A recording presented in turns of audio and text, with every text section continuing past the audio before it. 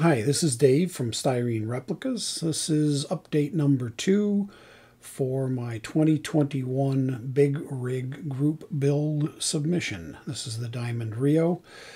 I have the chassis frame pretty much done. There's still a few little bits and bobs that need to be put on.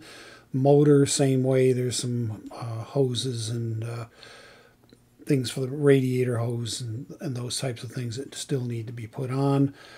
The fuel tanks need to be put on. They are proving to be the death of me. Had them done. Went to tape them to do the bands on them, and it went horribly wrong. And so now I have to redo the tanks, but that's no big deal, and it's part of the fun of modeling. Underside is complete, with the exception of I'm doing some dry brushing. I have not started that yet. I did a little bit of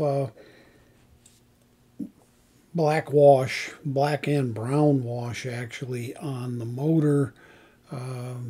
Not sure how well that's showing up with this view, but it was the motor is the Cummins tan, and trying to tone that down a little bit.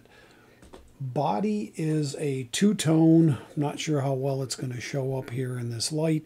The bottom portion is called sea glass, and the upper portion is called buttermilk. So it's basically white over green, and the hood is following that with green fenders and the white on the hood. The headlights are not headlights. The directional lights are going to be the white, the buttermilk color. The headlight bezels, I have not put them on yet. They're going to be the green color. I think I might go with the buttermilk. Interior is really, the interior is done. It's basically a two-tone brown and tan. I did a little bit of striping on the seats to just break them up a little bit. The floor is flocked black. Not going to show up in this lighting, but it's definitely got the flocking on it. Passenger seat on the rear here, I did think to close that in.